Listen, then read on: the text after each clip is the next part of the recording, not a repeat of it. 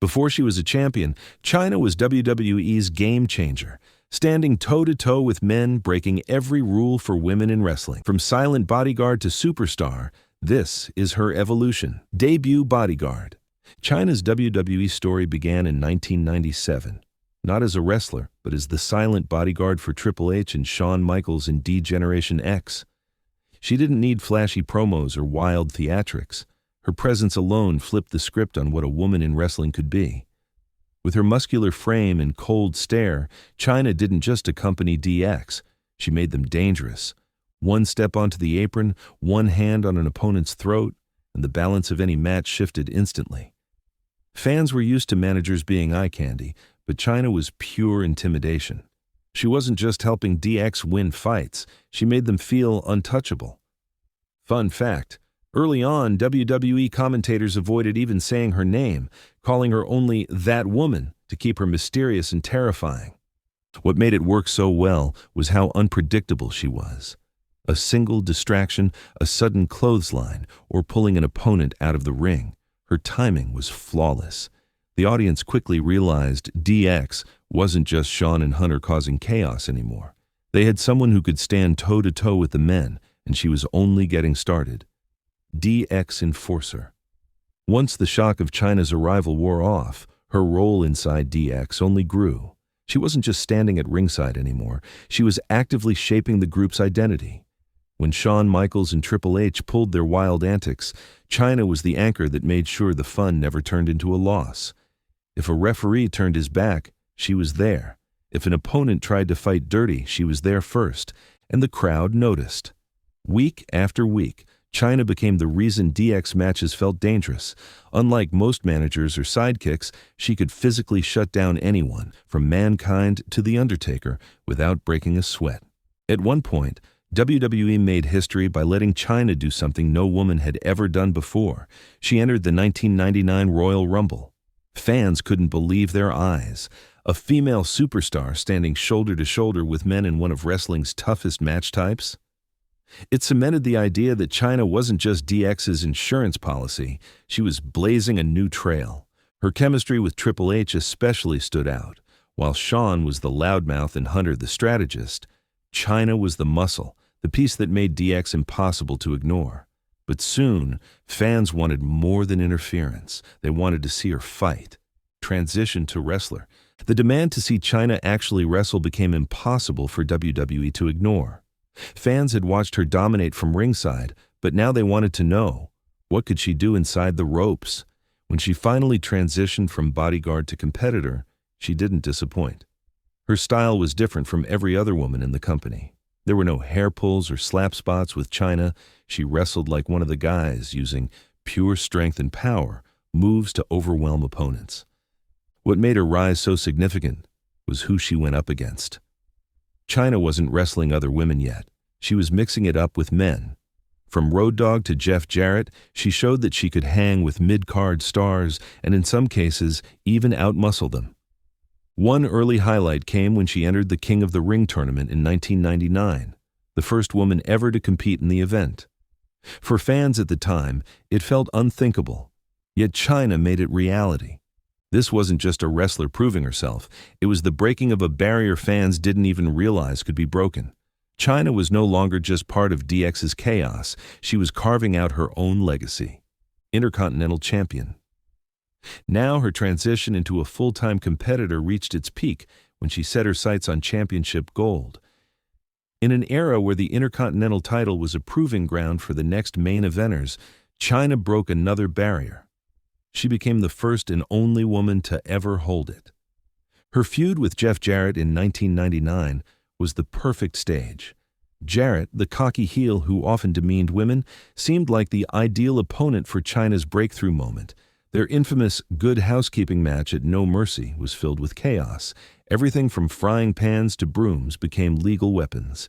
And winning in one of the most high-profile men's storylines in WWE. Her win blurred the lines of division and gender more than anything WWE had attempted before. Chyna's reign as Intercontinental Champion proved she wasn't just a sideshow attraction. She could carry a belt, headline storylines, and stand toe-to-toe with male wrestlers on equal footing.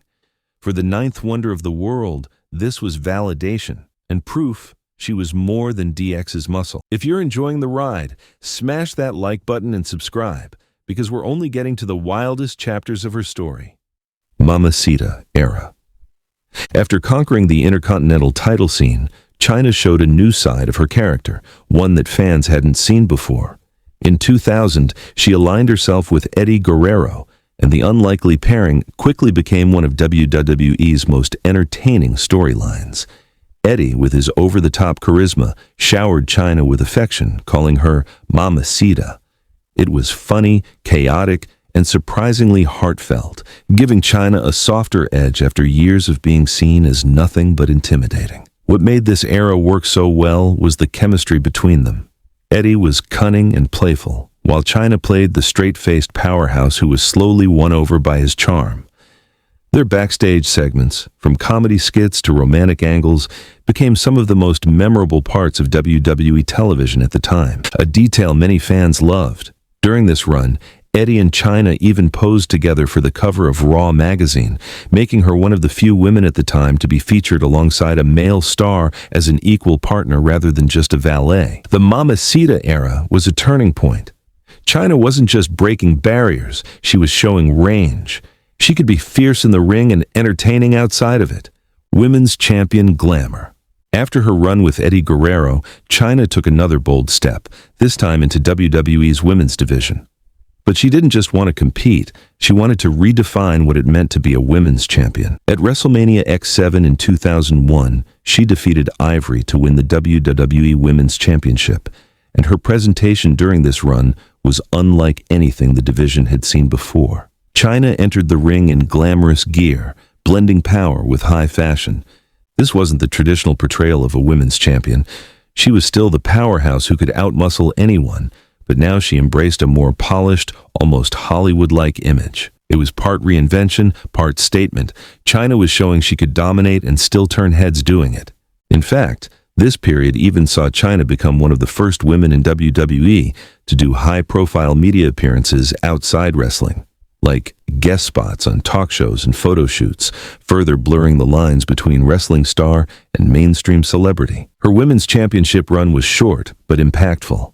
She left the company not long after, but the image of Chyna as a glamorous, dominant champion stayed with fans for years. Japan Wrestling Era. When Chyna's time in WWE came to an end in 2001, many thought her wrestling career was over. But instead of fading away, she took her talents overseas, specifically to New Japan Pro Wrestling. Competing in Japan was no small step.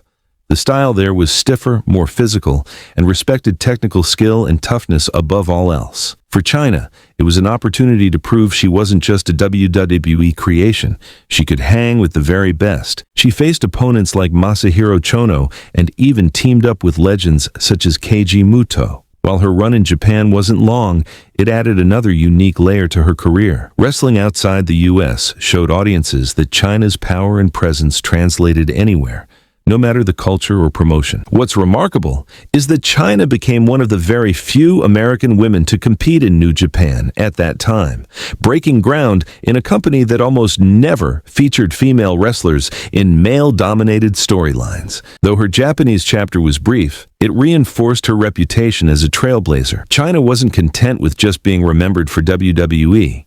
She wanted to prove her legacy on the world stage. Reality TV Chyna. After her run in Japan, Chyna's wrestling career slowed, but her visibility didn't. She shifted from the ring to television, becoming one of the most recognizable reality TV personalities of the early 2000s. Shows like The Surreal Life and Celebrity Rehab gave fans a different look at her.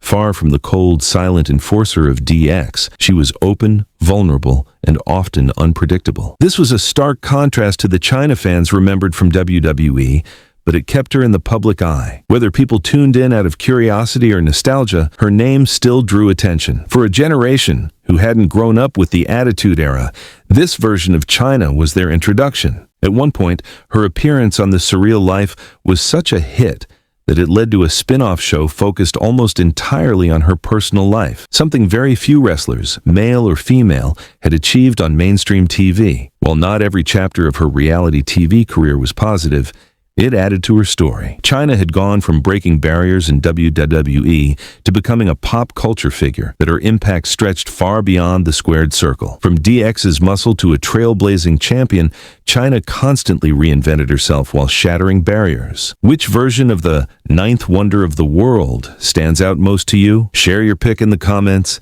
and make sure to like and subscribe for more wrestling deep dives.